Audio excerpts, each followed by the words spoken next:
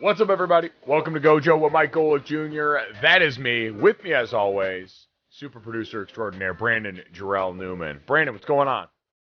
Not much, Mike. We had some good picks this weekend. Good football this weekend. We had a lot happen this weekend, and that's what always makes the good and bad of a Monday podcast. Is there's so much that happened that I don't know how we get to all of it in a way that does you all justice. But that's the goal. That's why we ask you to download, subscribe, rate, and review here wherever you get your podcast, and to check us out on the DraftKings YouTube channel as well. Speaking of the DraftKings YouTube channel, Mike, if you're watching, you realize that Mike is in front of a backdrop that usually his father is in front of. Would you like to explain? Yeah, road game on a Monday. Me and Dad had a little business to attend to Sunday. After my normal travel over the weekend, I was in Raleigh for the NC State and Wake Forest game down there, which was awesome. But, Brandon, we'll get to plenty of the college football weekend that Notre Dame was a part of here, in addition to an NFL slate that had some wild results, some questions that we had about the two oldest quarterbacks in the NFL, or two of the oldest stars in the NFL, and Tom Brady and Aaron Rodgers that got inconsistent answers. But a resounding answer, flying into South Bend the morning after a big-time win like the one they had against Clemson. It's so, like, everything feels so much better. I'm coming the other side through the airport in South Bend, watching a sea of green flood their way through the South Bend airport, and everyone's smiling. I got people, how about that, Golick? Watching him pointing, walking all the way through. It's just, but it was cool to look out because I saw so many kids that were like young kids that would have been my age when I started going out to Notre Dame games. You and I talked about very different journeys to South Bend, and mine was one where that place was home long before it was really home.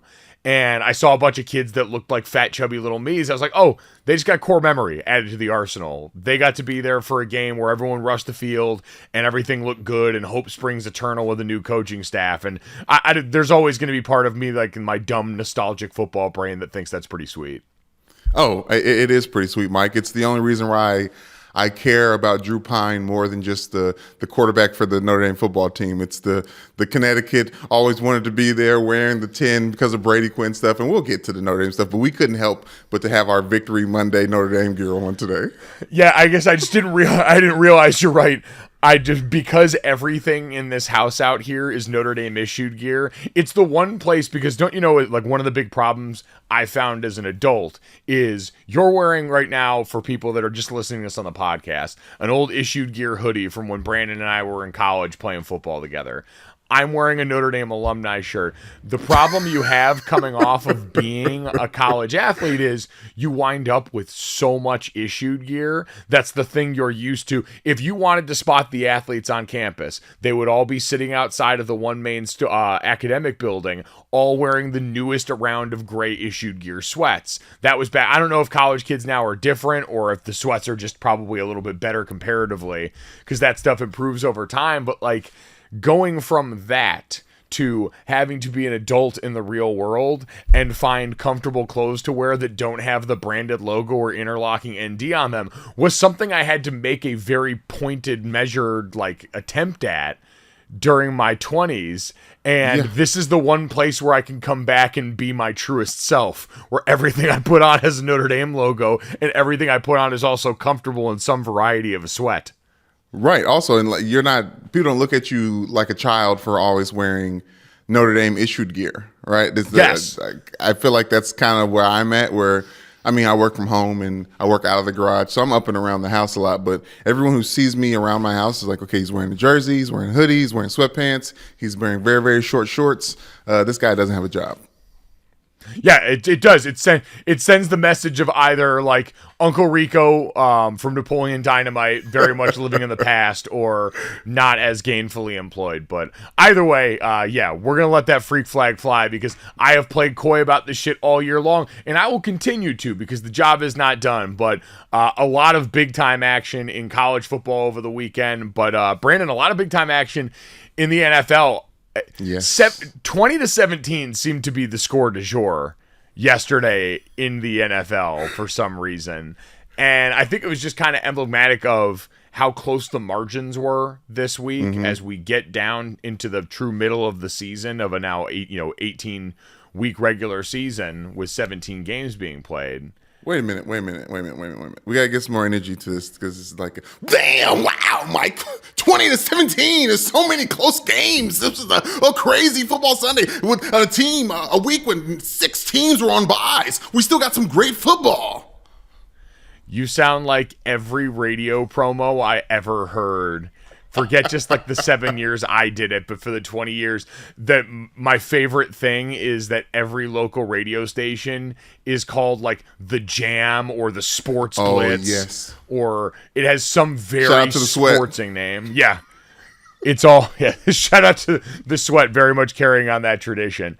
But I don't know, it was exciting if you like the best teams all being challenged because we saw plenty of people draw blood, and the difference ends up being, especially like so much of our consumption of this as a sports public gets whittled down to the quarterbacks. But I think this week there's a lot of that that's appropriate, right? Like you start with Sunday Night Football and Patrick Mahomes and the Tennessee Titans go and finish this thing off. It takes the Chiefs until overtime to get their 2017 win on the weekend.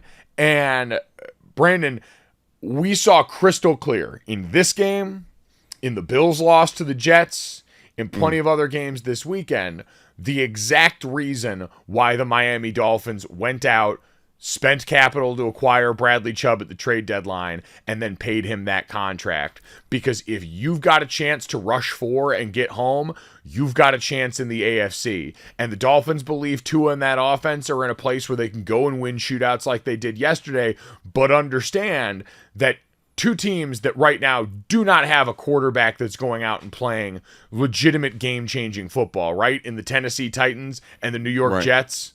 Like, we're just trying to get Zach Wilson to the point where he was yesterday, where it's positive, he's not turning the ball over in bad spots, he makes a few plays and they can lean on that running game. And the Titans, who have Malik Willis in there because you still have Ryan Tannehill dealing with an ankle injury, you had those teams who did not have any measure of consistent offense to rely on beyond a certain point, right? That was going to, like, running the ball means you're always going to keep this thing close. Derrick Henry looked great early on in the Titans game, but then after a while, once the zone read stuff stopped working for him and Malik Willis at quarterback, which I feel like it got snuffed out a little bit and then they just went away from it completely in a way that was inexplicable. I don't know why that wasn't mixed back in a little bit more, because the under center stuff the Chiefs were able to throw hammers at pretty quick and deal with in all of the critical drives in the second half of that game in overtime. But Brandon, even with that being said, for what I just described for both of those teams, they were able to, in one case, in the Jets' case, upset the Buffalo Bills. And in the Titans' case, take a team to overtime led by Patrick Mahomes, putting up some absolute batshit Madden video game numbers. And he had his crazy throws along the way as well. The Madden numbers for a video game. We'll get to the stat line and how he's the first person to do something in the NFL again.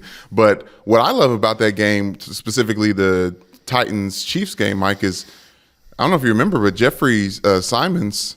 I always miss his name up. Yes, Jeffrey Simmons came in saying that they were going to dominate the Chiefs' offensive line, right? And that seemed kind of crazy and silly, unless you watch the Titans' front 4 or front 7 or whatever they're putting in for the defense, because they did do a decent job making Derrick Henry fight for every yard. Well, listen, the Chiefs... not Derrick Henry. The Chiefs. The Chiefs. Chiefs running back du jour, yes. Yeah, Pacheco, Clyde Edwards-Helaire, who ended up being the fullback on a 4th and 1 conversion late in that game that the Chiefs desperately needed.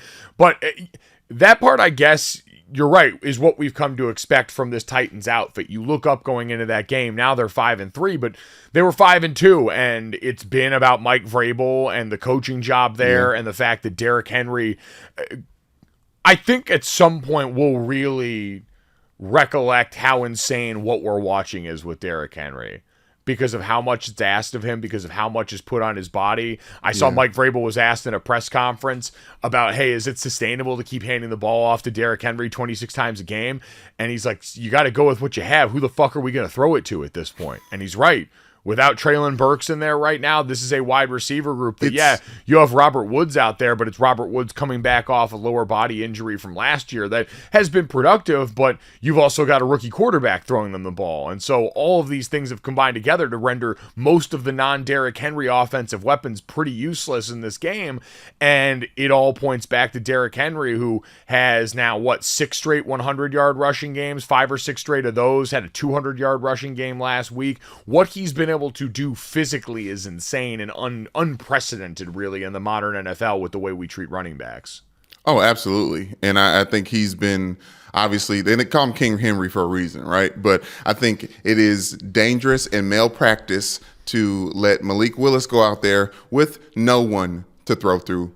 Mike, Justin Fields at least has Mooney on the other side in his second year. But I think seeing what Malik Willis is able to do with that offense almost, and what how Derrick Henry is that offense, almost puts Ryan Tannehill into perspective of the last 3-4 years.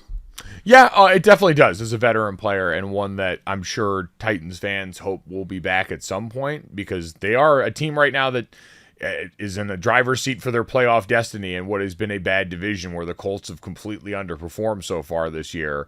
And Malik Willis is someone you hope can develop into your future. You saw yesterday the discomfort just letting it go in key situations down the stretch where even if it's not open and it's not perfect, holding on to the ball and eventually taking a bad sack in overtime isn't going to give your team any sort of chance. But this was the fight Mike Vrabel was having during the preseason where he took Malik Willis out of a game because he wasn't throwing the ball downfield and passing enough. He wanted him to get outside of his comfort zone a little bit with that.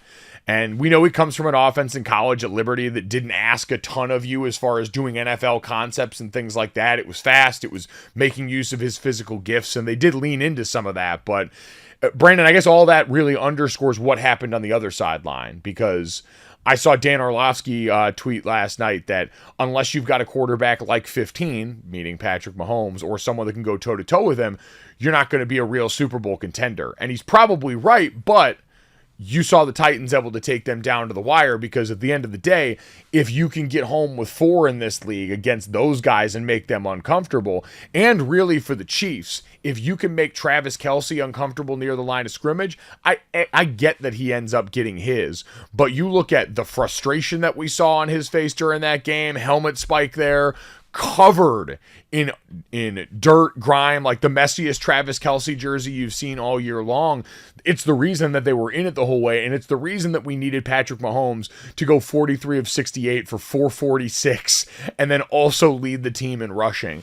It was a man alone on an island for so much of the back half of that game, Brandon. The touchdown that ends up getting the Chiefs into tying position, and then the ensuing 2-point conversion that got the help of a bunch of penalties that moved the Chiefs even closer, all came when Patrick Mahomes said, fine, I'll do bad all by myself and take off and hurt you with my legs. 6 for 63 and 1 touchdown. He now becomes the first player in NFL history with 400 or more passing yards in a game and 60 plus rushing yards in a game. And that was, to me, the defining, like, why Patrick Mahomes is the MVP frontrunner in this season. And I said it when we talked about the midseason awards. They bet on him letting with Tyreek Hill leaving that organization. They said, we'll go in here, we'll give him the Swiss Army receivers, and Juju Smith-Schuster has acquitted himself famously with Patrick Mahomes. They talked about it a bunch on the broadcast, but he's essentially like a second Travis Kelce in that offense. Yeah, but isn't everyone in that offense, like, much like the Atlanta Falcons having all the same, I call it the minions, all the same style wide receiver, Kyle Pitts and Drake London? I feel like that's exactly what the Chiefs did this offseason, except for they're all the same type, but they have different superpower skills. It's like everyone's a different Pokemon with a different element. Well, yeah, but I don't think they're all the same type that way, right? Like, Mecole Hardman's a guy who's going to operate on the edges a little more. He's going to be your gadget guy. You're going to throw him towards the sideline. Sky Moore's the one that you send on deep balls. Him and Marquez Valdez-Scantling. I'm saying that Juju Smith-Schuster is the only one of those guys that's built enough like a tank to throw into the middle of the field, hit tight windows, and then run that button hook and turn upfield and get yards the way we've watched Travis Kelce do this entire time. Yes, I hear you. And yes, Juju Smith-Schuster is built like a tank, but I'm saying Patrick Mahomes seems to only be really utilizing the rest of the offense that looks and is built like Travis Kelce, while Sky Moore is still trying to figure out how to fit into this offense, much like a Christian Kirk early on with the Arizona Cardinals. Well, it's about who earns the quarterback's trust early, right? And that's what we've True. seen from Juju is Mahomes trusts he's going to be where he needs to be, and that when given the opportunity time and time again, Juju's made plays for that offense. And so having that trust of a guy in Patrick Mahomes, who we see is happy to spread the love, happy to spread the ball around to people involved, and that offense has been very good at times. I mean, the first play of the game, just to send a message, they threw the ball out to Kadarius Toney, their wide receiver acquisition from the trade deadline over on the Giants. But Brandon, it's that idea of you need this guy or you're not going to be able to do it on the top end that generally I think is right? Like 2017 postseason aside where we had 3 backups in and Nick Foles ended up winning it. I think for the most part, that's the truth because in this moment, Patrick Mahomes lived up to his salary, right? Like I remember a buddy of ours that played in the NFL talked about pass protection on the offensive line and how they would funnel all the double teams to the middle and leave the tackle on the island because that tackle was paid, at that point, like $15 million a year, close to $20 million a year to go out there and put the cuffs on somebody one-on-one. And for Patrick Mahomes, you're the $500 million man in Kansas City because you're able to and expected to go out and overcome some of the inefficiencies elsewhere. And their offensive line had a rough go with that group last night. He was sacked 4 times in that game and pressured. It felt like on every other drop back, but ultimately in the critical moments, he was able to get that done. Last night, I think more so with his legs than anything else, but he was able to go get that done. I thought his legs, at least in the critical spots of that game, I should say. And it's kind of an interesting lens to view what happened for the rest of this weekend, right? Because we talked about the Bills and what happened in that game with Josh Allen. Got sacked 5 times by Jets defense that I looked last night. As far as sacks with just 4 men or fewer in the pass rush, Jets are number 1 in the league. Woo! The Jets are number 1 in the league as far as getting after with that down pass rush. Everyone's talked about Quinnen Williams having a Pro Bowl-like year at D tackle for them. But it was 5 sacks with 4 or fewer rushers in that game, which is a career high. They did what we talked about people did to the Chiefs all last year. And it was happening to the Bills to an extent where we said they're going to take away all the deep stuff. They're going to take away your ability to hurt them with the big play. The Jets just did that in the most focused way we had seen maybe so far. They only blitzed Josh twice in that game, both of which came early. It was the second lowest blitz rate of his career. They spent all their time on Stephon Diggs, didn't even have a target, I believe, in the second half of that game. It was just the second time in the last 2 years he's gone a half without a reception.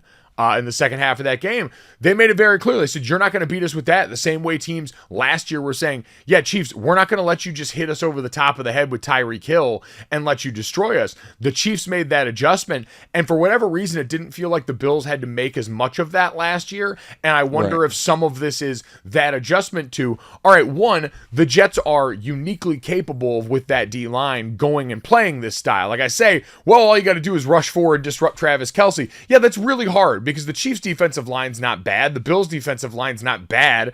And so to have 4 capable pass rushers who can go out there and rain holy hell on 2 of the best quarterbacks in football, no, you've got to draft and build to that moment. Goes again to our point. If you're close, that's the area in the AFC right now at the top end that you need to invest if you want to get over the hump.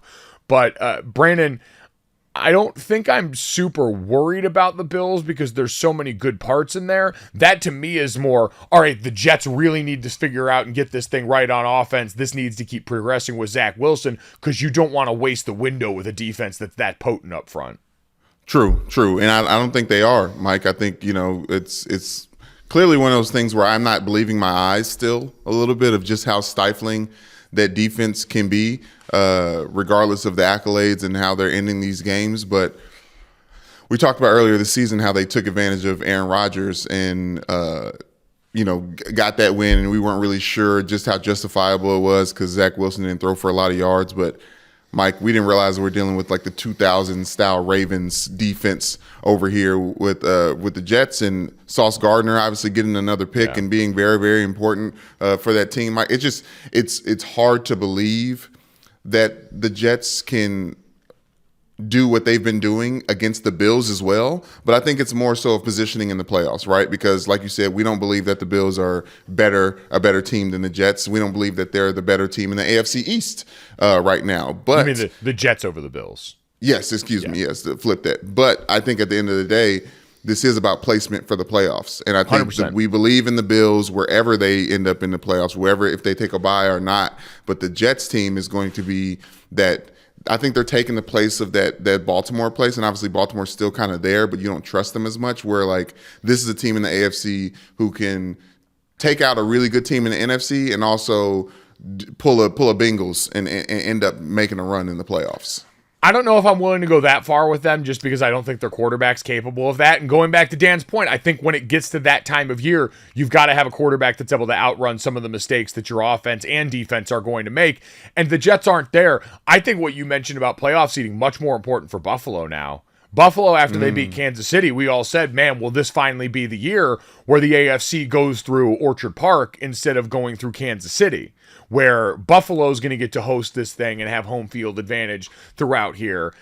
Do they do anything that starts to threaten that? Because that's going to be a huge part of if they're going to get over this hump and if they're going to slay that Chiefs-sized dragon in their conference and find a way to get to the place where they want to be. Josh Allen MVP, Super Bowl for a Buffalo franchise that's been beaten down on that front for so long.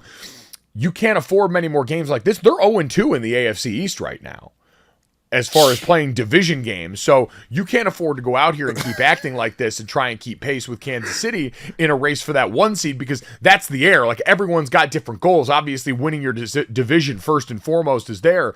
But for Buffalo, your goal is one seed, and you're trying to put yourself in a position to maximize right now, even though we have had so much of that conversation after last year. You know, I remember the Green Bay Packers wanted to make their place a dome. The Buffalo's got mock-ups of that new stadium that's going to involve some of that. Right now, you don't got a dome. Right now, you have the advantage of being a team that brings other people to a place they're not expecting or used to having that cold of weather in and trying to capitalize, even though you're built for speed, not necessarily for power in those ways. But regardless, home field advantage, we know, and the one seed in this playoff format, more valuable than it's ever been because you're the only team getting a bye now.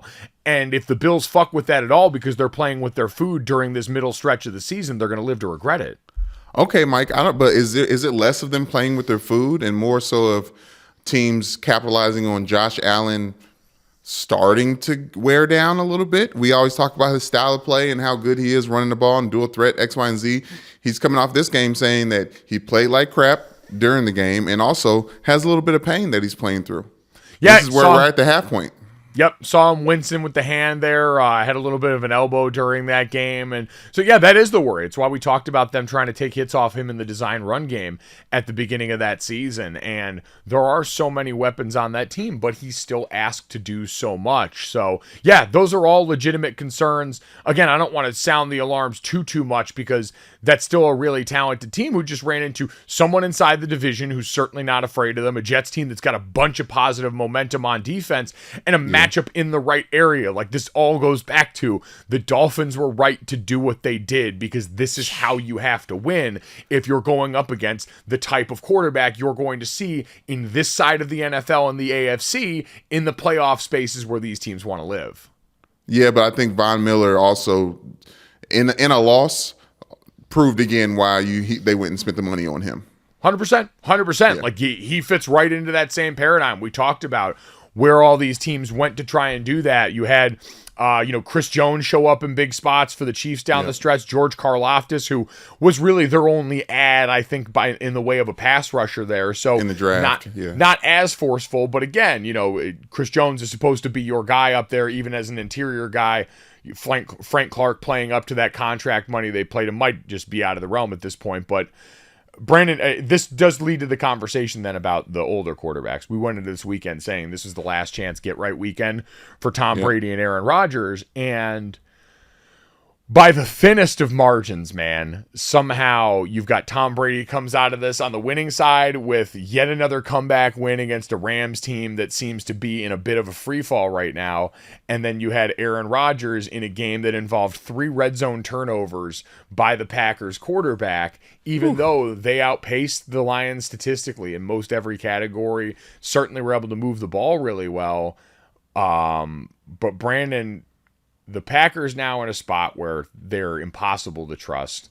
I thought that was going to be, and it could still be that buy low team based on what we saw, right? Because it's such a problem of inconsistency for them right now. I know the place that everyone's going to want to go is Aaron Rodgers just cooked? Is his arm toast? And there's certainly some throws that would indicate that. But I think this is an offense that's caught between worlds with all the infighting between coach and quarterback on what the philosophy of the offense should it be. Should it be LaFleur coming from that McVay tree of being more under center? Should it be what Rodgers wants to be back in the gun? Things a little bit more still and more pace with some of these young guys.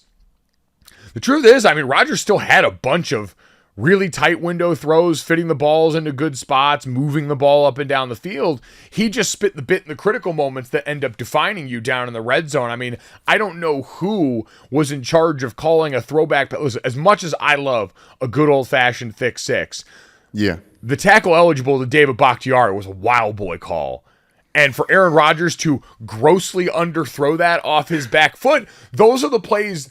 Right, wrong, or indifferent, so many of those plays that seem impossible are the ones that we were used to him making. And for a guy that's been the MVP the last 2 years, even though it was with Devontae Adams on the team, the expectation at least was in the way that you structured yourself coming off this offseason. And then by not making the moves at the deadline is, at some point, there was a belief that Aaron Rodgers could keep being the MVP enough to do what Patrick Mahomes is doing. Aaron Rodgers, the original Patrick Mahomes. And, man, if you use that as the side-by-side over the weekend, you've seen clear as day that he certainly doesn't have the gas to be that anymore, to be the singular thing that carries your team the way he was during some of his early MVP runs in the 2000s. I think it's clear to see and safe to say now that if your third eye is open, like your physical acclimate is a little bit more reserved, and maybe it blurs the lines of the actual two eyes that are there. Are you saying that Aaron Rodgers and Kyrie Irving have spent too much time putting their effort on YouTube into the Met? Yes, putting their like their 10. I'm talking about Dragon Ball Z 10 and his third eye. Like, yeah, they got too much vision coming through their third eye, and not for those other two that throw the football. Because, Mike, do you think they talk?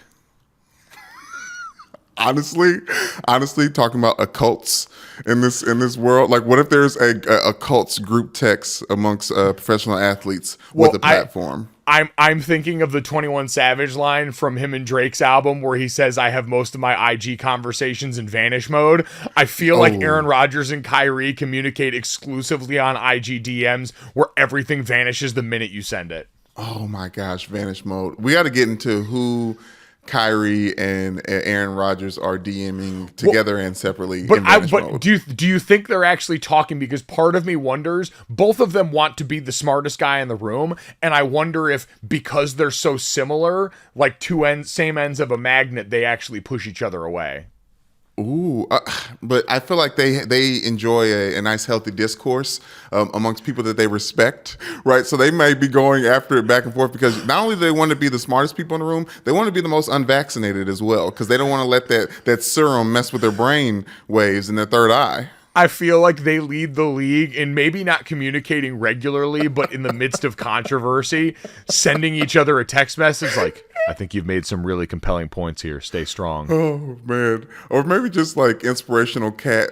Keep it up.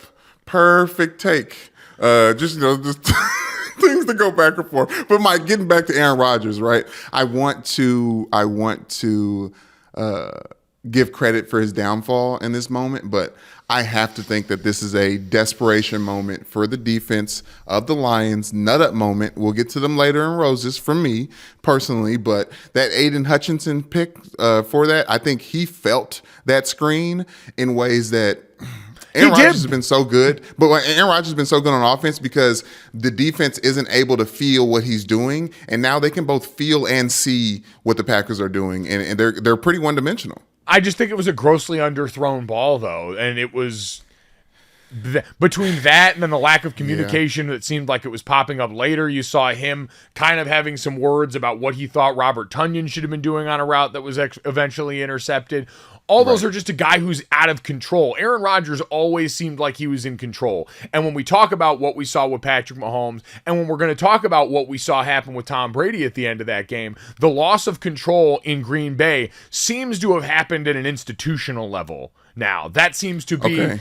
And part of it is losing the best wide receiver in football. But now midway through the season, all of those other wide receivers, it should have, coulda, shoulda, woulda been, hey, you've got time together. But Allen Lazard's been injured for a bunch of this season. Romeo Doubs went down early in this game. Christian Watson, their draft pick out of North Dakota State, is just now getting back on the field in a consistent way. Robert Tonyan was hurt. All across the board, I don't want to make too many excuses for them because, again, this is what quarterbacks of Aaron Rodgers' level are supposed to be able to help you overcome.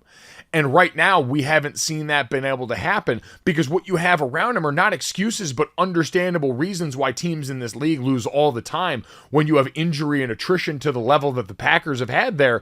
Because, man, their defense went out in that game. I've had a lot of criticism for that defense at different points of this year. The Detroit Lions are the fourth best scoring offense in the NFL, and they managed to hold them down here to a low point output. They managed to go and in that third quarter turn over the Lions, only for the Green Bay offense to turn it back over to that team. Then hold the Detroit Lions down in their own red zone to a punt that gave Green Bay great field position that set up their first scoring drive of the game. At some critical junctures, that defense played really good complementary football, even if they still give it up a little bit more than I'd like on the ground. Giving some credit to the Lions for being able to rush there. It's just on the other side. This is a league where, a lot of people are going to be capable of moving the ball. The red zone ends up doing or undoing you. And this is now, I won't say the red zone turnover specifically, but yesterday they were the problem. It's just that there's always a problem to find with this Green Bay team. They've been so consistently inconsistent through the course of this year, whether you believe it's for good reason or not. And now their quarterback's at a spot where he is not able to overcome all of that anymore. And if that's the case, this Packers franchise has some questions they have to start asking themselves because they've been a team that structured themselves that way. And that's fine. That's why you pay these guys that money because they are capable for so long. But if Aaron Rodgers is still a very good quarterback, but he's not a quarterback capable of doing that, and he's not a guy that wants to cede control of saying, well, then I'll do everything Matt LaFleur's way. I'll operate an offense that we've seen help out a bunch of other quarterbacks in the NFL, like it helped out Aaron Rodgers during the last two MVP seasons. There seems to be that renewed friction of what styles make the fight for Green Bay. If that's not to be the case, then all of a sudden the Packers have some bigger, more existential questions to start asking. Absolutely, Mike, but realistically, those questions won't get asked until after the season because we're coming off of Aaron Rodgers having back-to-back MVP seasons, and this is the first season where of all the problems that the Packers have dealt with in the past and have worked through, they haven't had to deal with Aaron Rodgers turning the ball over like this. And they haven't had to deal with Aaron Rodgers turning the ball over like this in the red zone. I think the red zone's always been a question mark for them, especially with Aaron Rodgers and if he's going to run or take over the game in the way. But these are problems that I think Aaron Rodgers has earned the right to not really be answered or addressed. But I don't want to sound blasphemous, but one of the biggest questions that they need to answer is the Jordan Love question. Well, I don't really know how much the Jordan Love question matters at this point because you're past his. Well, that's what I mean. Next year, it's going to be next. It's not going to be this season. But I mean, you're past his contract's utility, right? Like the whole advantage of having a rookie quarterback is the fact that you get to learn about them in the cheap years and potentially make use of those. And if you don't have them, what is your long-term plan? Like Jordan Love could certainly still be a part of that if you want to ask those questions. I mean, for Aaron Rodgers, is he going to want to keep doing this? We talked about him flirting with retirement last year. Is this season something that's going to reinforce that? Would that get the Packers, in some way a get out of jail free card as far as how to go about this because they had that messy handoff in drafting Jordan Love. So I think all of that's really interesting with a Packers team that seems to continue to be trending down in the NFC North. For Tom Brady and the Bucs, though, it still wasn't pretty during a lion's share of that game. And so much of this, I think, has to do with a Rams team that we said the matchup was going to be Bucs D-line versus Rams O-line, and the Bucs defensive line. I mean, Vita Vea and company getting a chance to live in that backfield and harass Matthew Stafford. And Tom Brady, much like every year, Chase Daniel has to come in at some point and re-up his backup card where throws a couple of passes or goes out there and has to play extended time, or it's even in the preseason, balls out, so that you get your backup quarterback pass re-stamped, you keep cashing checks in the league and making money and being everyone's hero. Tom Brady re-upped the game-winning drive pass to remind all of us that we could and should still be afraid of Tom Brady. We could still make those, well, you left him too much time jokes, because Brady ends up going and marching down at the end of that game to beat the Rams with like 30 seconds left on the clock. And even though the Rams seem to inexplicably on defense just sit back deep and give Tom everything he could have wanted underneath, Scotty Miller and his incredible tan balled out in the underneath, getting them opportunities to go down there and win that game on the Cade Otton touchdown. But Brandon, does that now cement that Brady can still strike fear into our hearts even in a world where he's divorced? Oh my God, Mike. I almost feel like it's all the variables matter.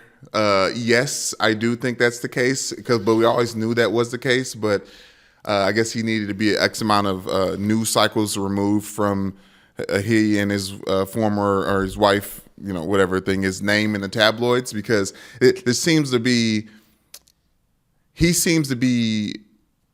more calm in a way. It seems he's to be less frustrated and more sensible in his approach. Like Tom Brady himself looked less rattled and frustrated throughout the game, including when he was able to turn it on. But you also got to think about who they were playing, Mike. Yeah. I know I've said this about the Chargers, but the Rams are probably going to end up being one of the worst teams in football this year. Yeah, I don't know if, it's tough at this point because, again, they're another one. So banged up. All the things that we just said about the Packers, true, even more true for the Rams and what they've had to weather in front of Matthew Stafford. And Matthew Stafford, I saw it was Ben Solak last week that did the article in light of Sam Ehlinger taking over for the Colts. Ben writes over at The Ringer, talking about how, Sam Ehlinger might not be the answer, but he's showing what's so necessary in the league right now, having a quarterback that can get you out of a jam because they're mobile enough, they're athletic enough to go out there and alleviate some of the pass rush threat. Matthew Stafford's not that guy. That's not why you brought him over to Los Angeles. You brought him over there because you had an offensive line that was fortified and you wanted to stretch your downfield passing game. And now you've got a quarterback who was brought there so you could, instead of having to do all the trick-dick emotion stuff that Sean McVay had done, have some five-man protection stuff in there, downfield, drop-back passing attack. You can't do that now. You've taken out one of the things that was supposed to be Matthew Stafford's best tool in his arsenal. And so, that's going to be a massive effect as we talk about the way teams are structured and how you have gone about accommodating your quarterback. I hear you completely, but I'll say this. Matthew Stafford has Cooper Kupp, and Tom Brady doesn't have anything comparable. Tom Brady has Mike Evans, who on his best day is a Hall of Famer. Now, we haven't seen them in that same vein, but Mike Evans is a Hall of Fame wide receiver. Oh, okay. And Chris Godwin's back healthy. Like, Tom Brady's not dealing with a bare cupboard. I'm not saying he's dealing with the bare cupboard, Mike, but I think the lack of consistency for Mike Evans versus the abundance of consistency with Cooper Kupp makes it a night and day argument. But I hear you. I don't think it's night and day. I think it's just this Tampa Bay team has also struggled in a lot of ways, some of which have been the quarterback early on in this season. And we've talked about the understandable off the field, realistic ways for that. I just wonder how much this does for them, Brandon, as far as an exhale, because you saw it. Tom Brady on that sideline with Byron Leftwich in an embrace that felt more than just a comeback win in the waning seconds. It felt like there had been some things there that got let off everyone's chest. Yeah, we back. It honestly looked like Tom Brady and Giselle hugging again. It was like that level of relief and happiness. You monster. I mean, did it not, Mike? It really, I was, when I saw it, I was like, I'm glad that I gave Brian Leftwich some credit in his offense and what he's done, because Tom Brady doesn't hug that man like that if he's not a part of this win. You know what I mean? Like, he literally was hugging him like his dad after being with his stepmom for too long. I think this really is about a realization for both these sides, right? The Minnesota Vikings are far out in front of the NFC North, where the Packers are playing. The Chicago Bears are looking better and better with each passing week. Justin Fields, I believe, had the highest passer rating in the NFL this past weekend, had over 100 yards rushing. He was a fantasy god as he's gotten more comfortable in an offense that's finally making use of his many athletic gifts. And so you look at the Packers and go, all right, well, what do they even have the opportunity to be? Is this even going to be a team that has a chance to make the playoffs? And right now, the answer is absolutely 100% not. The Packers are not a playoff team the way we're looking at them. You cannot trust them with that. But Tampa Bay, the reason I think there was so much of that catharsis is now they're first place in the NFC South. It's a dog shit division. We talked about the Falcons and the Panthers playing for first place last week, and the Panthers just got their unholy asses whooped by the Bengals this weekend in a way that stunned me. And so for Tom Brady and the Bucs, it's, yeah, we weren't perfect, but we found a way. For Tom, I'm sure it felt nice to feel like himself again, because this whole season's been marked with that guy's life not feeling like it's his own for a little bit. And now that you've got that, you snap back and remember, yeah, we control our own destiny as far as winning our division and being a playoff team still. Yeah, I hear you, Mike, but also the NFC North used to be that trash-ass division. You know what I mean? Like Aaron Rodgers used to be able to sit atop of that trash heap because it wasn't that competitive. And as the NFC North or the NFC South is still not that competitive, you can see those Atlanta Falcons putting it together on the right day and trouncing the Bucs' chance at a playoff run. Well, listen, anything's possible there, but I'm saying we're looking at this the wrong way is the Bucs have opportunity. The Packers do not have opportunity right now. And because the Bucs have opportunity, a moment like this, I think, can go a lot longer in saying, all right, this is a little bit of how I felt before. This is a little bit of that swagger back of getting Brady in that offense in a familiar position. And Tom Brady, the greatest of all time, went over 100,000 passing yards for his career in this game. And I thought it was going to be salty Tom getting asked about that in a losing press conference where he wouldn't really want to make mention of it, sort of the reverse LeBron, which, right? Oh my God, that guy, the Migos tribute. I can't with LeBron. I don't even know what you're talking about, and I'm glad. Yeah, no, honestly, consider yourself lucky. LeBron James paying tribute. Unfortunately, as we recently lost Takeoff, LeBron James trying to claim that he had been on the Migos back on one of those early, like the 2018 Olympics team, and that no one was up on them, and he was putting them on back then. It's another one of those things where LeBron just loves embellishing in public, but I digress. Yeah, okay, you say that, I say habitual liar, but continue. Yeah, I say tomato. But for Tom, I think this goes a long way in a division where we talked about last week, their defense, still overwhelming. Carolina is going to be a team that's so variable week in and week out and likely hits the bottom soon. And then Atlanta and New Orleans, like you mentioned, I think as far as the strongest identity in this division at this point, it's probably got to be the Buccaneers defense, right? As far as the thing you can look at and say, hey, I can count on this. And then if on the other side now you've got Tom Brady, who is still capable of that, to go back to our overarching theme. Tom Brady in the key moment was able to go out there and execute in that high pressure crucible of a situation and pull his team out of that, even though it hadn't been perfect, even though that whole game had been a rock fight, even accounting for opponent, you still saw the ball go through the basket. And sometimes for a guy with that much under his belt, who's trying to finally steady the ship after a tumultuous first half of the season, maybe that's enough to get them into a decent headspace going into the rest of this year. So that's the NFL weekend. I know it seems reductive at times to boil things down too much to the quarterbacks, but I think for so many of these key guys, we saw the reason you spend resources trying to make sure that you can appropriately attack them,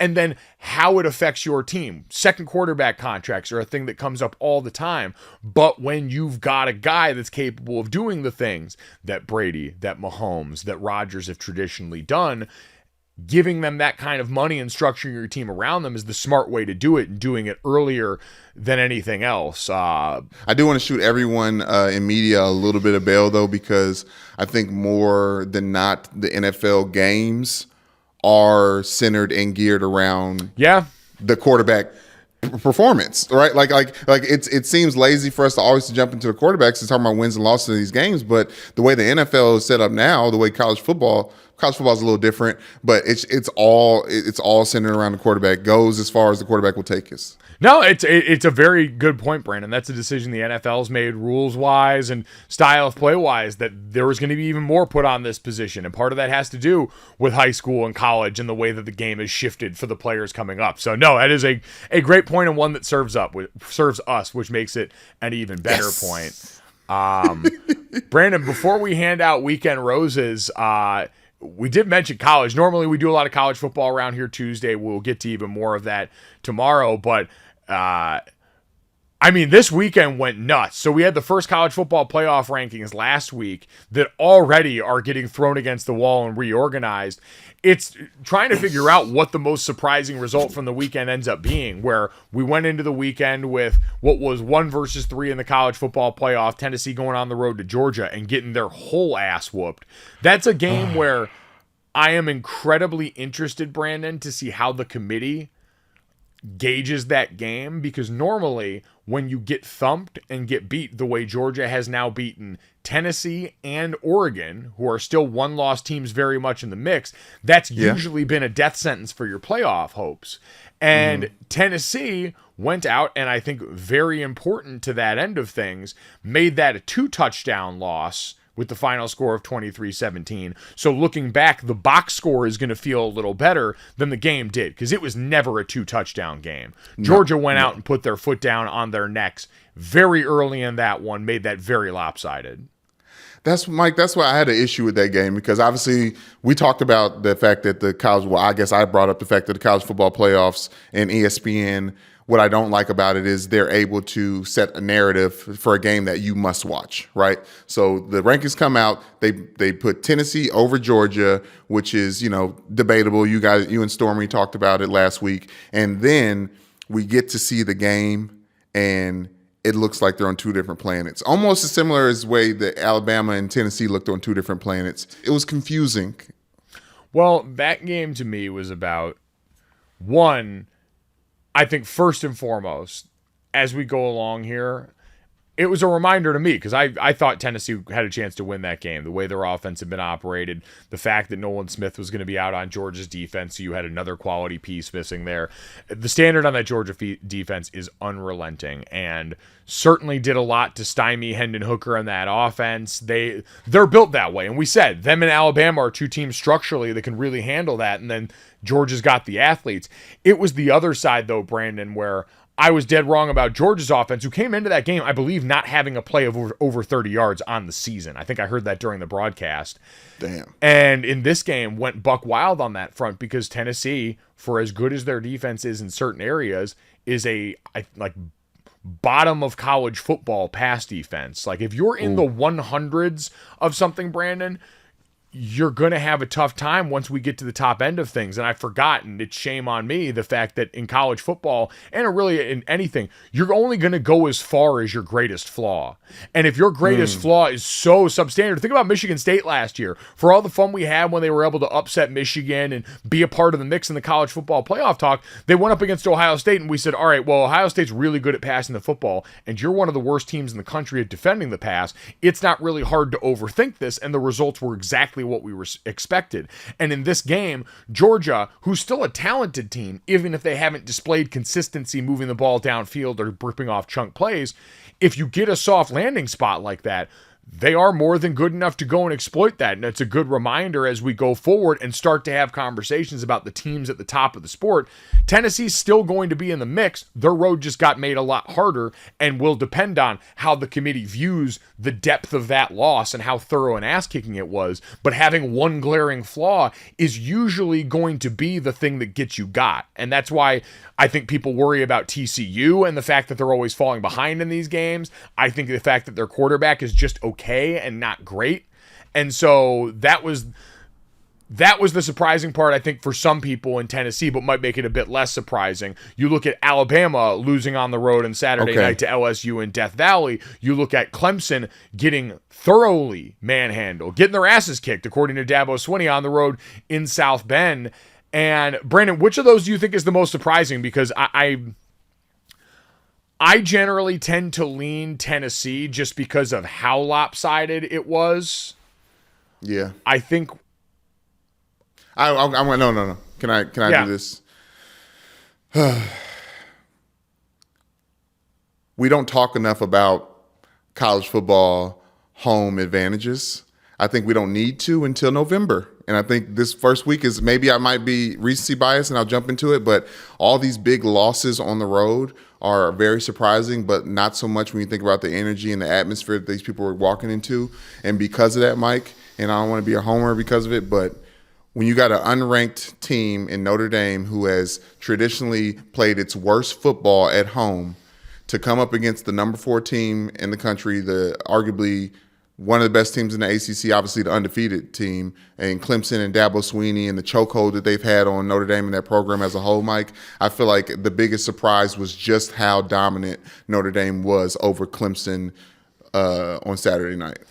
Yeah, the only reason I say that is because I can already feel, and I think this argument would apply for both Alabama and Clemson, relative to their standard, both of those teams are well below what we've seen from them in the playoff era, right? This Alabama team has been operating a lot closer to everybody else for the majority of the year and has been saved by Bryce Young more often than not.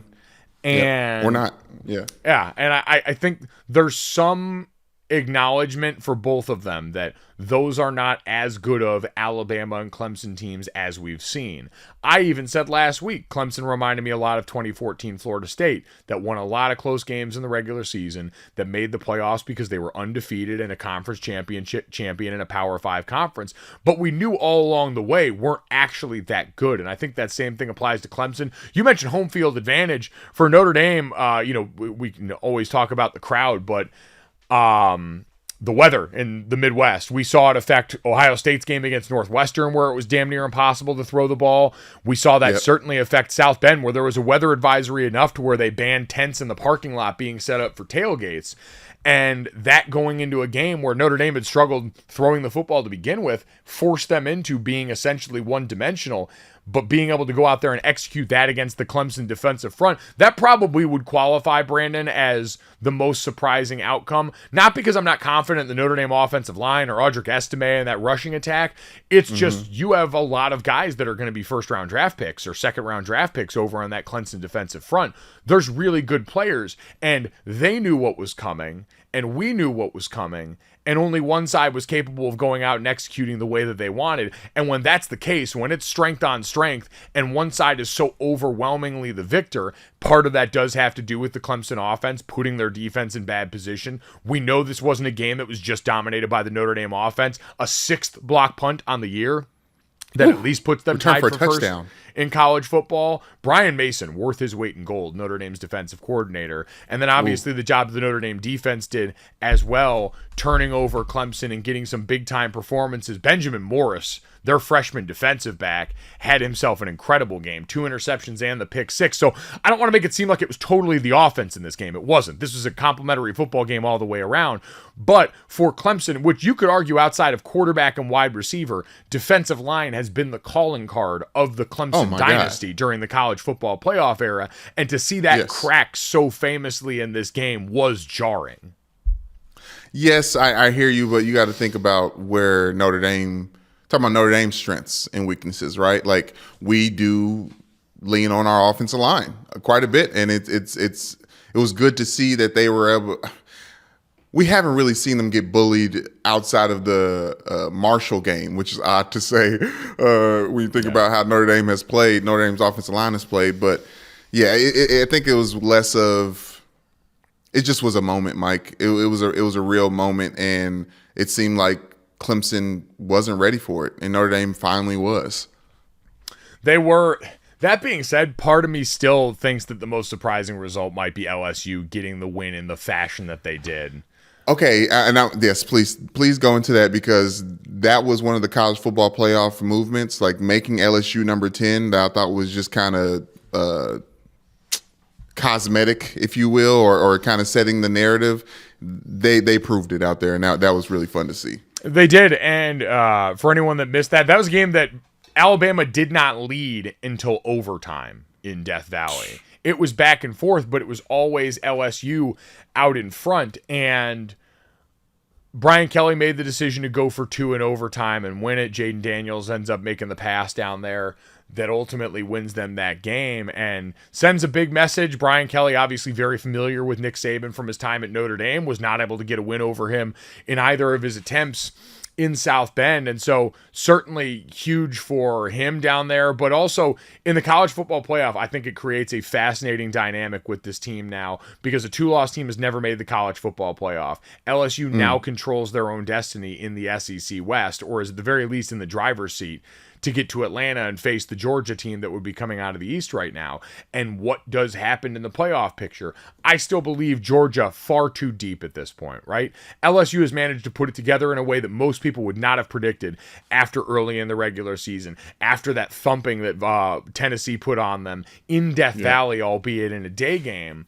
But now with now with an opportunity to potentially be an SEC champion, they present the biggest chaos agent for this entire ordeal. So that one definitely, I think a lot of people will say similar things about Alabama and Clemson as far as teams that they thought were ready to drop one based on what we'd seen for most of this season. But I'll go that one. I truly think that, and especially the fashion in which it happened, maybe it's because the Notre Dame game felt over in the third and early fourth quarter because Clemson was blanked for so long in that game. They really weren't able to get much going. DJ got benched for Cade Klubnik again, who promptly came in and threw a YOLO Uncle Rico interception backed up near his own end line. It was never really close there. And for Alabama and LSU, I think that game being close down to the end, coming down to a 2-point decision like that, even though it's in a place that's one of the most famed environments in college football, I still think seeing that happen with those two coaches in particular, with Nick Saban, who we hardly ever see lose 2 games in the same body of a regular season, was enough to really kind of brush me back and make this exciting because going into tomorrow night's college football playoff rankings, we've got a lot to consider. Georgia will obviously be the new number 1. I think you'll see Ohio State and Michigan in that top 4 as well in some order. And then TCU, this is probably their time to shine, the last remaining hope for the Big 12, because once you get past undefeated TCU, it's a bunch of 6-3 teams. And if TCU loses, which I haven't seen the line yet, you know what? Let me, Brandon. Let me check the early line. Let me. Can I filibuster real quick while you look at the line? I think I'm gonna give some credit to Brian Kelly right now because we talked a lot about, as much as people have been asking us about what it means for LSU. We synonymous. It was pretty standard that we said that he can turn around a good program. Yes. Right. And it's all about the players that he has on the roster that's going to help him do so. And for the 2 biggest college moves in college football, coaching-wise, at the beginning of the season, to be Marcus Freeman taking over Notre Dame job, first-time head coach, former defensive coordinator for Notre Dame, after Brian Kelly leaves the university for LSU, this weekend feels like a nice just like a nice. It feels nice because Notre Dame also won, because if Notre Dame had lost to Clemson, South Bend would be burning alive right now. It would be the saltiest place on earth. You can say that because you know it would be true with this fan base and how that divorce went. It is interesting to see now both programs and the direction they're going in. But listen, Brian deserves a ton of credit because early in that season, this is like the victim of the primetime game, right? The standalone Sunday night game at the beginning of the season where you lose to Florida State, and then seeing Tennessee go out and do what they're capable of doing offensively when things get out of hand. That's a snowball team. It can go from bad to worse very, very quick, but they figured out that situation at LSU very quick. I found the score I was looking at. And this is exactly what I expected. TCU's a touchdown underdog this week against Texas. Quentin Johnston, their best receiver, went off injured in the game this past weekend that they managed to win against Texas Tech. Underdog? Yes, and I think completely understandably so, the way that Texas has been playing as of late. Wow. I don't.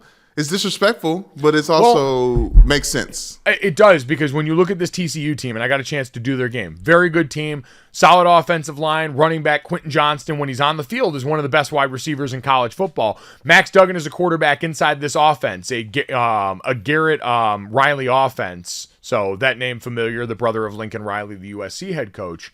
does a good job of putting him in positions to succeed, but he's just he's a good quarterback.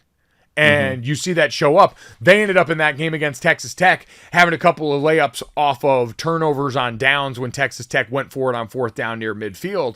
But even then, that was a game where once more they found themselves down. They had to dig themselves out of a little bit of a hole. And now they're going up against a team that with Quinn Ewers on the field has been pretty lethal in Texas. So I'm not surprised that they're a touchdown dog going on the road. You talk about home field advantages as well. So, yeah, just something to keep an eye on because TCU's probably going to be ranked in the top 4 and be that next team that's capable of going out and immediately having that upset the way that we saw for this first week for the college football playoff. Brandon, we'll get to more college talk tomorrow. In the meantime, It is Monday around here. We got to give out some roses.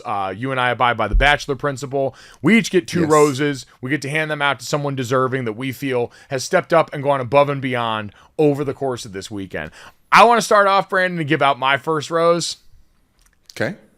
Lil Kirk. Lil Kirk. No, you did not. Did you see Kirk Cousins on the plane with his Vikings teammates after their win? Yes, I saw Zadarius Smith seem to orchestrate a TikTok moment yet again. So this is what I want to know. So the Vikings went out this weekend and continue to outpace the rest of their division. They are so far out ahead. They get a 2017, one of the other 2017 wins over the Commanders in that game. Very much in the driver's seat of the NFC North. Were the Vikings teammates laughing at him or laughing with him on the plane?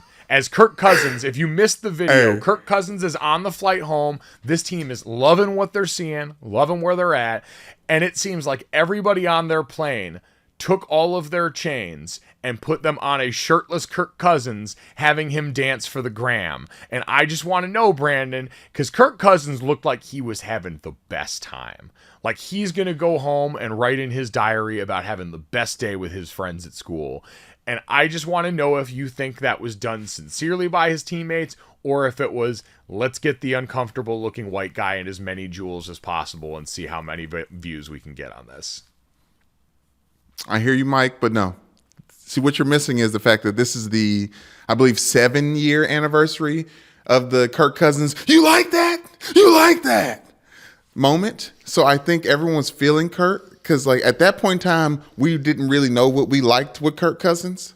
Since then, Kevin O'Connell and the rest of that Vikings offense and defense and team and Minnesota has seen a version of Kirk Cousins that's consistent, that's real, a part of it that they love. They love that shit. They love what they're seeing from Kirk Cousins. So I have a feeling that now everyone's kind of sipping the Kool-Aid, almost the way they did with Carson Wentz that year before Nick Foles came in and won the Super Bowl. Like everyone was sipping the Kool-Aid of the weirdness. Well, we've seen Kirk Cousins be good in the regular season before. And like I said, the Vikings, I understood people liking them before. Brandon, I'm sorry. Not like this. Not like this. Brandon, he's gotten paid how many times because he's played like this in the regular season? Him doing spectacular things in the regular season, not even spectacular. Him being a very good quarterback in the regular season, totally within reason. Totally something I expect. This is the only player in the NFL that I go Stu Gotts with, and I'm sorry, you got to do it in the postseason for me to really care about this. I've seen this story before. I've seen Kirk Cousins lead teams before and be really good statistically during the regular season. Do it in the postseason, Kirk. Mike, you're the one who gave him a rose. Yeah, I gave him the rose for being iced out and for it being fun with his friends. That's completely fair because that's all you really do need for a rose. And I'll go ahead and give my rose, Mike. Who I wanted to highlight after this weekend was specifically the Lions defense. The Lions defense. After, I don't want to say it like this, but after Aubrey Pleasant was fired, the DB's coach for the Lions. They had a private meeting, Mike.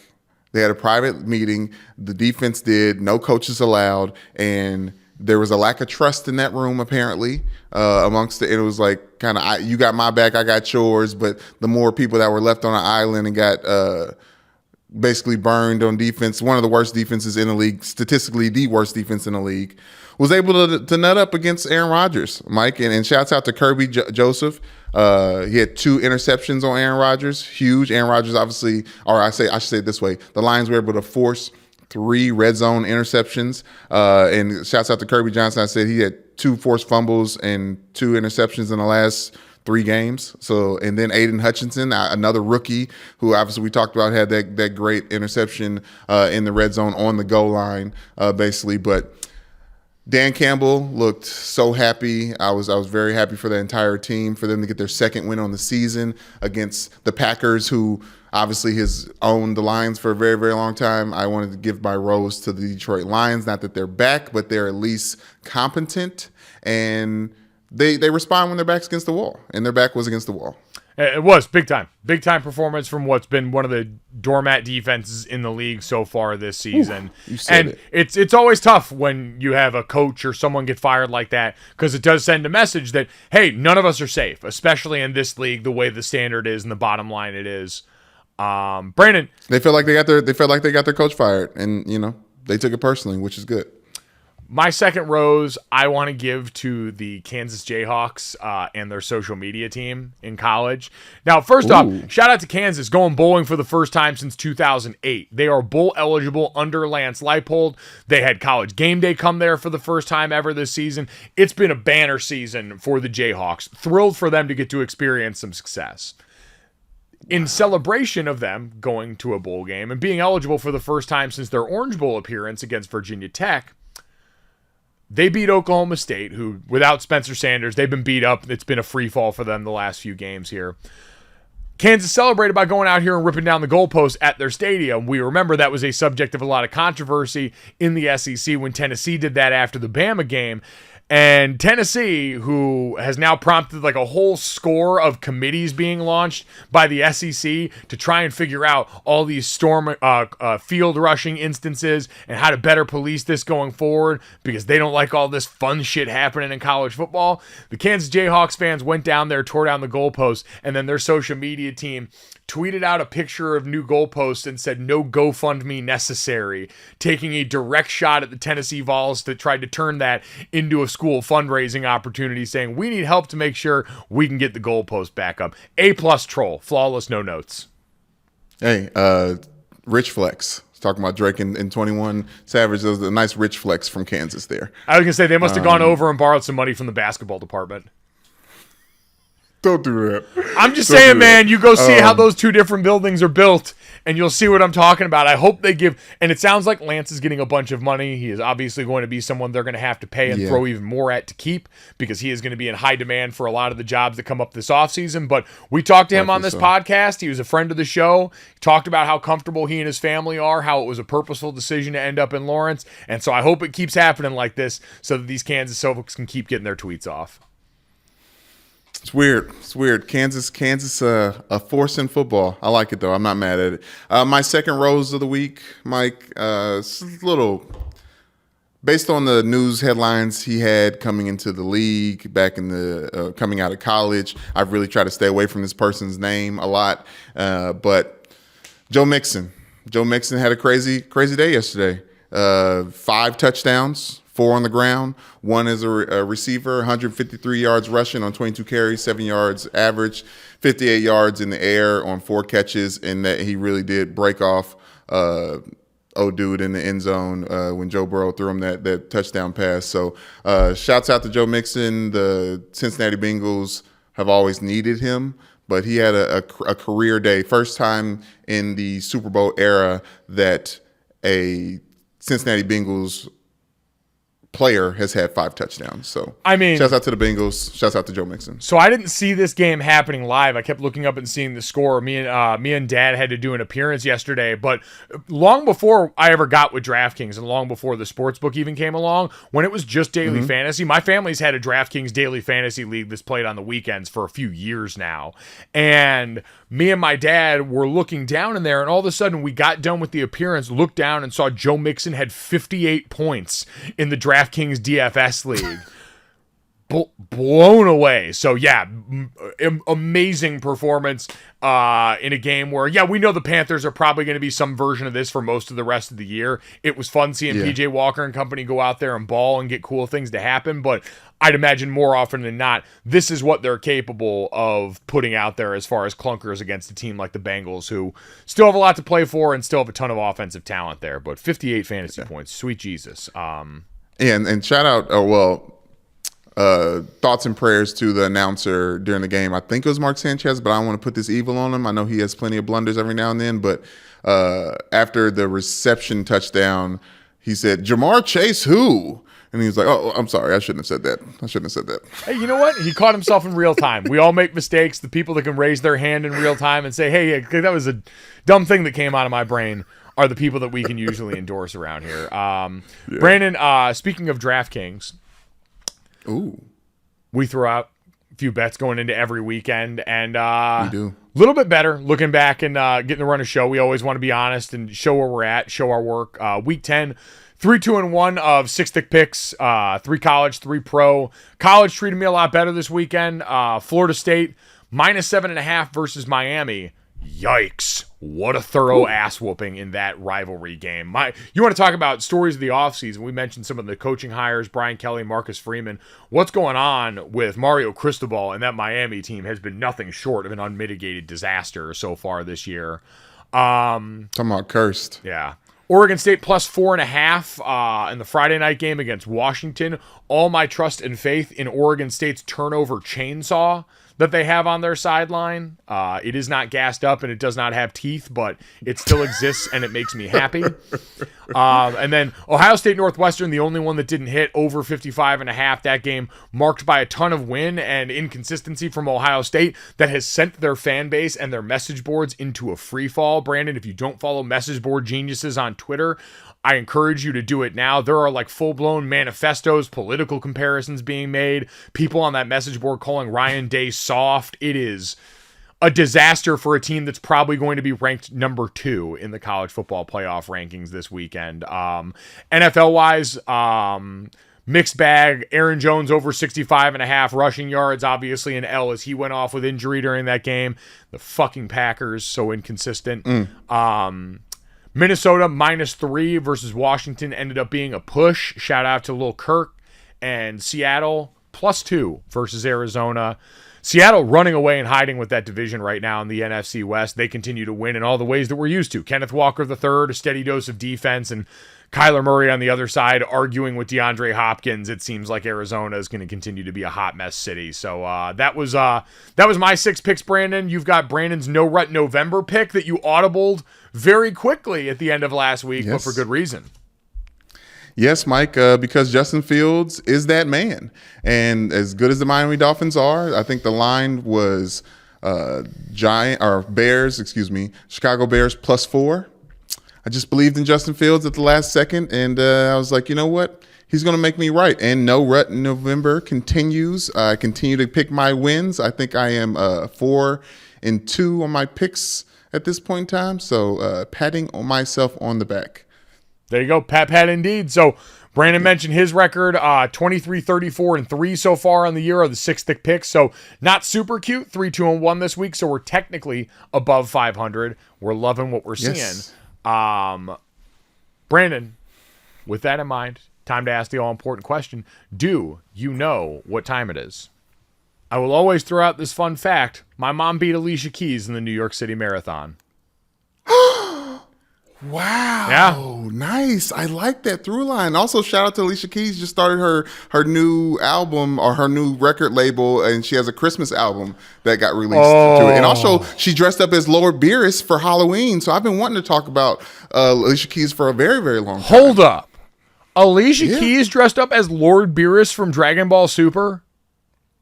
I'm going to show you the picture in 2 seconds, Mike, but yes. Oh my God. I was already ready to lose my shit because, man, Alicia Keys' Christmas album, that is warm, toasty, hot chocolate on a very cold winter afternoon. Oh, that just filled my heart with so much joy. Shout out to SiriusXM Holly. Shout out to everyone going out here and already getting the Christmas playlist going. I see you. I appreciate you. I love you. But Alicia Keys, oh my God.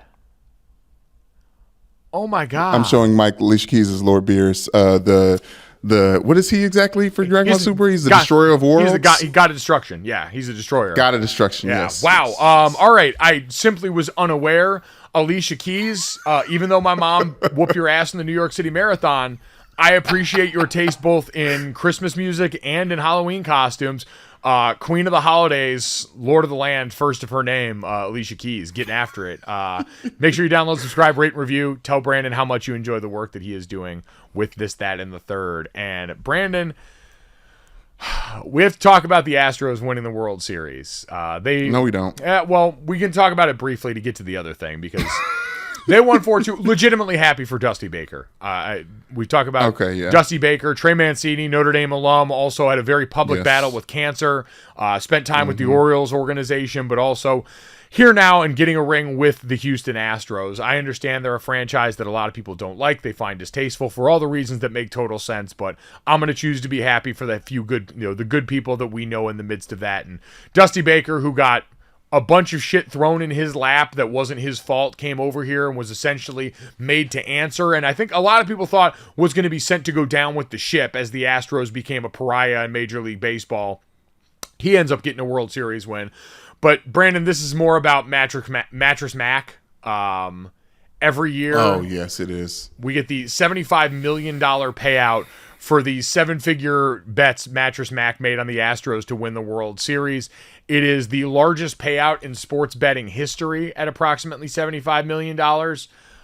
He put bets in before and during the season. Brandon, for people that don't know at this point, he does a promotion down where he is from in Houston that will this year refund any customer who spent $3,000 on furniture, double their money back if the Astros win the World Series, and he makes these bets to help offset that. So if the Astros win, then he's winning a bunch of money, and that money is used to cover the promotions that he does down there at the furniture store. I just appreciate that during this World Series run, we got to see that video of Mattress Mack on the road, spending time in Philadelphia. Yes. Losing his shit on a bunch of Philly fans, telling them to fuck off after the game when the Astros had lost. It reminds me so much in House of the Dragon this season. You had that moment where Alicent and Rhaenyra were both tied up with the knife, and Alicent was trying to stab old girl, and Rhaenyra looked at her in the eye and said, "Now they see you for what you really are." I felt like that was that moment for Mattress Mack as he was just shouting obscenities at the Philadelphia crowd on the road. I mean, that's fair. And I'm sure anyone who works close with Mattress Mack could be able to tell you just how he is, like the people who work close with Ellen DeGeneres. Let's take people off pedestals. But anyways, yes, Mattress Mack won his money. Congratulations. Biggest bet. Alex Bregman. I miss his last name. You've been consistently Bregman. One letter off everyone's name today. Like if someone were to go back through this podcast and just see, I think it's legitimately one letter on most every name. Honestly, as someone who transferred away from Notre Dame right before you guys won a national championship, I'm usually just one letter off of a lot of things. But I'll say this. It was fun to see after the game that he was most excited about. I'm going to say most excited about. I choose to say he was most excited about LSU beating Alabama. There's a little quick clip of one of the reporters letting him know that his alma mater, LSU, finally got over the hump against Alabama, and he just couldn't believe it, and he was even more excited after that. So college football wins again. College football, always the winner. Mattress Mack able to offset the issues there with his promotion. Brandon, let's get to that. It felt like it needed to address the news out of the NHL, obviously early in that season. But the Boston Bruins doing really well early in the season, 10-2 right now, and off to a strong start until they decided to go and make news by signing Mitchell Miller to an entry-level contract. Less than 3 days after that, on Sunday, they cut ties with that prospect. He's a 20-year-old defenseman who was previously a fourth-round draft pick by the Coyotes back in 2020. The Arizona Republic back then published a story detailing how Miller, then 14 years old, and another middle school classmate were convicted in juvenile court in 2016 of racially abusing and bullying a young kid named Isaiah Meyer Crothers, who is black. And in the report, Myers Crowther's mother says that Miller started abusing her son in the second grade while also using repeated racial epithets. This was bullying that took place over a couple of years, according to the victim, and also included at one point Miller and the other young boy in question forcing him to lick a ring pop that had been wiped inside of a urinal. Myers Crothers had to be tested for STDs later on because of that. It was disgusting, abhorrent behavior. Pleaded guilty in juvenile court, was sentenced to community service hours because of that. But also, then understandably affected this player's hockey career, because this is a horrific thing for anyone to have on their record.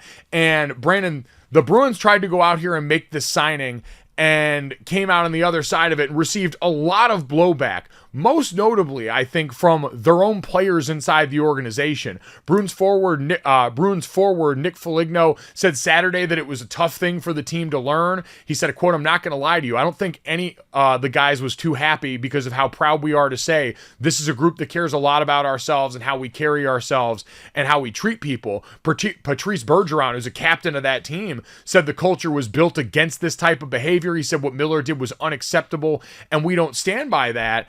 And so, Brandon, you had players on this team coming out, and we see all the time in sports when controversy shows up, when a player's brought into an organization, that players will a lot of times certainly give the company line, not really step out too far as criticism. This was as open players were in their discomfort with a signing like this that I've seen in quite some time. I'm sure the cynic in me says part of it is because this was a guy that was not expected to help them right now. He was expected to be a part of their farm system there. Mm-hmm. But the other thing in this, the Bruins also tried to come out and say in their apology when they talked about this signing and the mistake they made, they referred to this as an isolated incident. Even though the original article that we talked about that reported this back in 2020 says the victim was taunted and mocked over the course of years with racial epithets thrown in his direction. And so all of this is just another sad reminder that the people making these decisions in sports often do so not telling us the full truth about how much they've looked into these things or how much they actually care to look into these things. I'm sure the Bruins thought that because this wasn't a guy that was going to go out there and affect their starting lineup in their NHL team right now, they might be able to stash this player and be able to worry about this later on.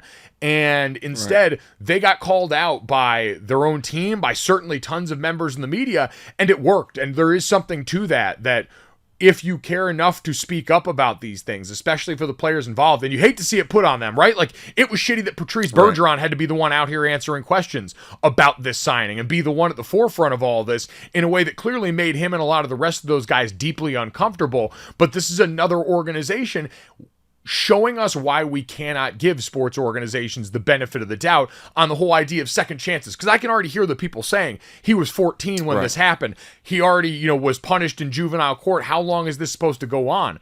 When you hear reports that he has not personally apologized to the victim, there was a court-mandated letter, but the other child that was involved in this bullying apparently had a tearful apology in person to Myers Crowther. That hasn't happened with Miller, apparently, according to the victim's mother.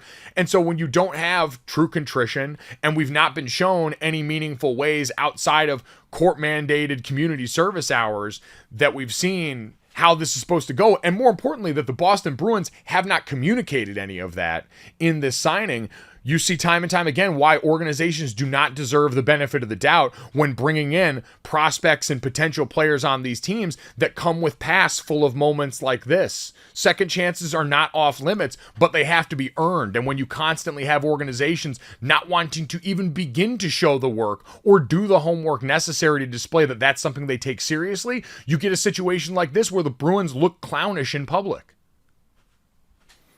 For all the right reasons, Mike, and I'm glad that moves like this are no longer celebrated or tolerated.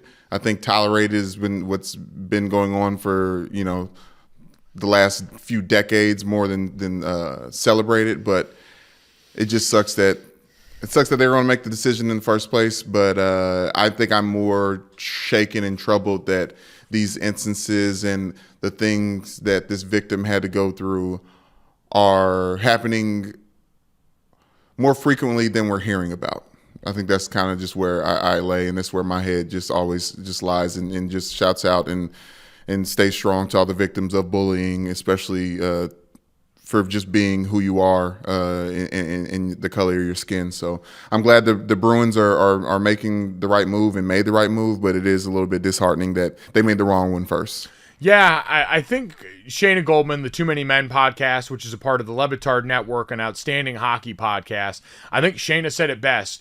She tweeted, "The Bruins would have avoided this situation in the first place by just doing their due diligence. At minimum, speaking to the victim, assessing if he has earned this chance, seeing if he'd even be eligible to play. The team failed to do so, move forward, and now we're here." It's the old Holly Anderson line, the great college football reporter. They can, so they did. Sometimes organizations just view it that way, where because I can make a move and because I want to, I will, and I won't be damned what anything else might tell me as far as going along in that process. Terrible headline, like you said, something shitty, but something that we thought was worth addressing here as we see so many unfortunate off the field headlines proliferating in the world of sports right now. So we'll pause for a second here, take a deep breath, because I'm going to read you, Brandon, the dumbest possible headline. Ooh, okay. So that was this is cool. That was very serious. The third? Yeah, the third is some of the dumbest shit ever. Did you see the Philadelphia Chicken Man pop up on your timeline, Brandon? Philadelphia Chicken Man? No. I can safely say no. Timeline Chicken Man. Well, I take notes every time a Chicken Man pops up. So at 12 o'clock on Sunday, a man named Smooth Recess on Twitter put up flyers that appeared all over flagpoles in Philadelphia, phone poles in Philadelphia, and on the internet. "Come watch me eat an entire rotisserie chicken. November 6th will be the 40th consecutive day that I have eaten an entire rotisserie chicken." And it was that simple. The sign made note that this was not a party, that this was just going to be a man eating a chicken in the abandoned pier near Walmart at noon on a Sunday in Philadelphia. That man is Alexander Tominski, a.k.a. Smooth Recess, on Twitter. And Brandon, this ended up going through the Philadelphia Reddit page. This ended up bringing people out here for this magic moment. And it ended with a guy gutting his way through a 40th day of rotisserie chicken. He said that he felt, quote, really gross, but also excited about not having to consume chicken ever again. He's not planning to dedicate 40 days straight to eating some other food in the future. Never again. He said he lost 14 pounds and has frequent bouts of dizziness and achiness, and that he's been experiencing cramps and brain fog as well through this process. Brandon, is there anything that you would eat for 40 days straight like this? Yes, many things. Just name it. I'll do it.